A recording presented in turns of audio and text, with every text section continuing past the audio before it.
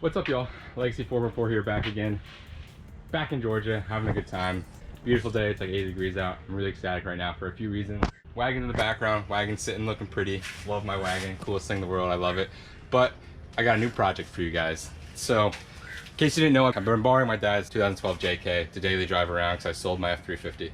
So, I've been looking for a daily driver project. I think I found a really great base project for one. It's gonna turn into the coolest daily driver I could think of. You know, it brings me back to my diesel days, truck days. So that's the wagon. Let me go show you the new project, daily driver. Look at that dirty hand. I don't want to give you guys too much of a surprise, but yep, all my new time money is going to go to Project Daily Driver, and here she is. It's a 1979 Jeep J20. She's a little rusty. It's from Florida, but it's nothing too bad. It's just surface rust on the frame, which is really what I care about.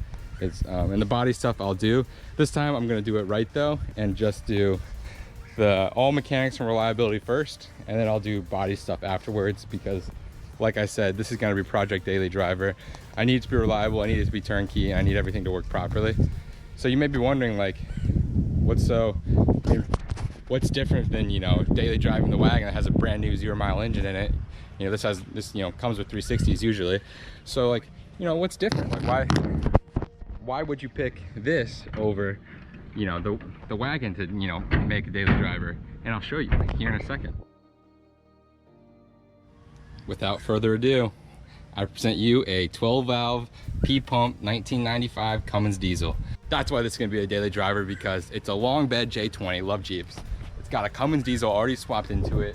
It's got a T18, it's got a Gear Star double overdrive, and it's got, you know, the stock 3/4 ton axles. But it's got a lot of really good parts, good reliable parts that I know will be reliable and that I can make reliable because I've seen them before. Never worked on a 12-valve, but I worked on a Power Stroke.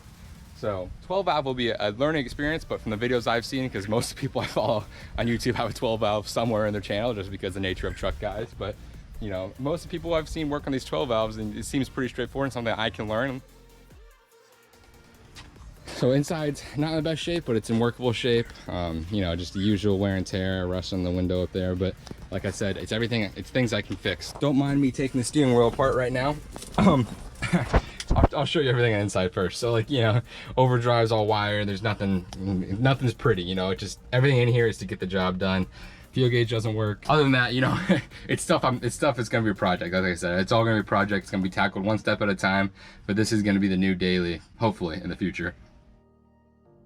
But yeah, I'm taking the steering wheel off. To get into the first thing I'm doing to it, I'm taking the steering wheel off because I might have left the keys on the trailer before I drove away. I bought this one in Florida, and I left them on the trailer, and they fell off somewhere in the 5 hours. Surprise, surprise. So I don't have any keys for it, but it's a push button start because they wired in a push button to the Cummins when they did it. So you just need the key, unlock the wheel, and, you know, do accessories and stuff.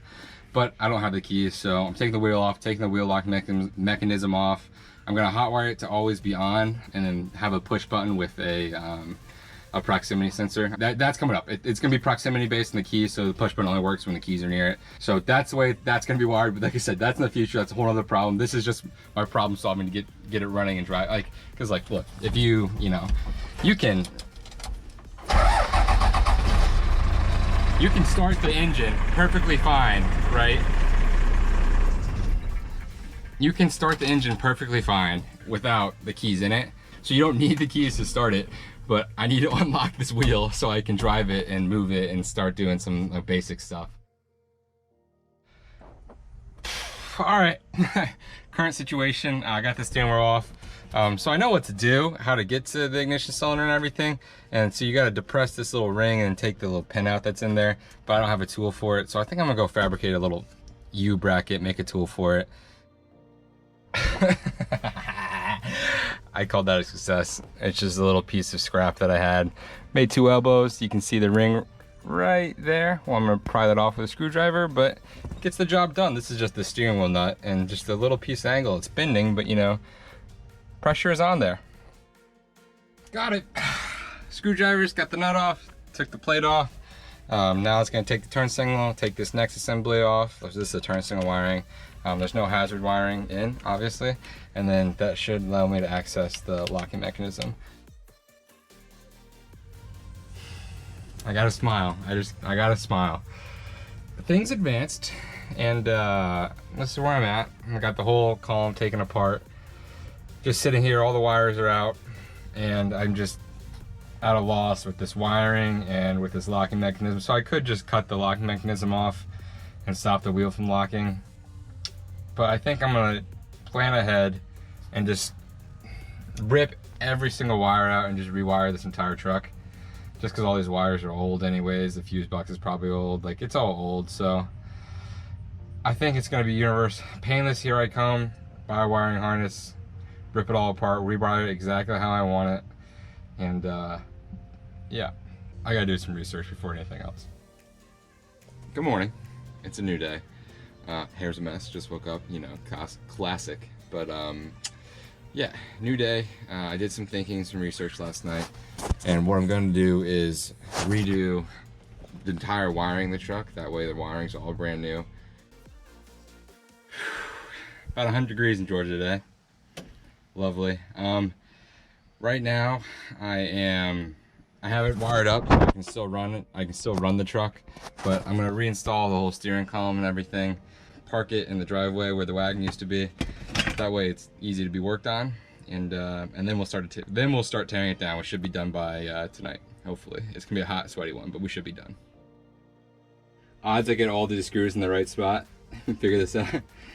So it's one of those things where it's like you do it a few times, you're like, oh, I think I know what I'm doing. I don't need to record or write anything down, and then you look at it, you're like, oh shit. All right, so I don't know who did this, but I may have cracked this little plastic turn signal housing with the wiring. I mean, it still works. You can see it still clicks into place. But don't know who did that. So if the turn signal ever breaks, someone remind me that that would be my fault. Hot, sweaty. I've been working for like 10 minutes. Anyways, my my spring compressor 3000 is working well, at least. Yeah, I might have ruined it on this last one, but it got it on there. Got a little O-ring thing sealed in there, so cheers to me. Whew. Need this nut. Don't need this anymore. What's left? Just the steering wheel? Is that it? Is that all that's left? I think that is.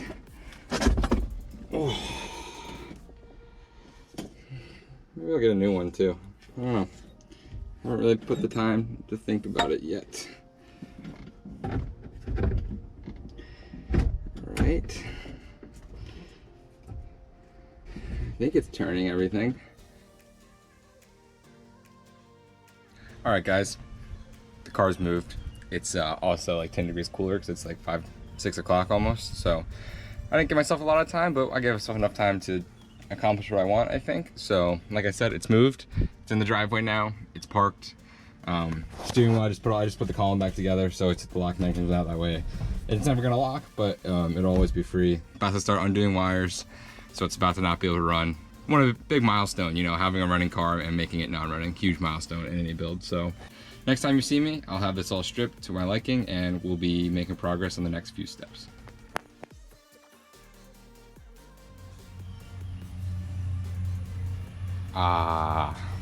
No more wires in the engine bay, at least. I'm leaving the wiring harnesses for the headlights and the taillights and stuff just because I might reuse them if they work. I left this horn for now because, you know, it's just one positive, negative is wired into it, so that's just gonna be, you know, rewired eventually when I get there. Everything else is out for the most part.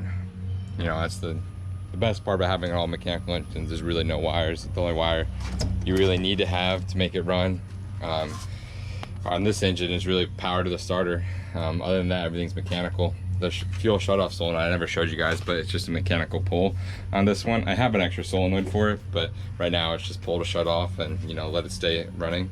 Besides that, I did leave most of the wiring just snipped for the switches that I might reuse, like the windshield wiper, because there's 2 speeds, and then the lights, obviously. Oh yeah, that's a thing, I guess. And then the lights, because also I might reuse it, but I have my own switches I want to wiring that's going to take the spot of like these vents and, like, you know, new push button stuff. So that's all going to happen in the future, as well as new floor pans as they're coming up next. I'll probably go to the steel yard today, but I got everything stripped to where I'm liking it. So now I'm just going to be, you know, figuring out what I want to do next, progress-wise, cleaning everything up as much as I can, and then just, you know, little bits at a time, you know, little bits at a time to make it work. But all right, guys, that's the new daily driver project, Project J20, Cummins, diesel, Jeep J series, blah blah, something like that. I don't know. That's the new project. As always, guys, thanks for watching. Any comments, critiques, you know, thoughts, you know, teach me in the comments how to, you know, play with Cummins engines, you know, feel free. But for the most part, I think I know what I'm doing. I've seen a lot of videos. A lot of people have Cummins, so it'll be a fun time. It will be a fun time. Anyways, thanks, guys. As always, have a great day.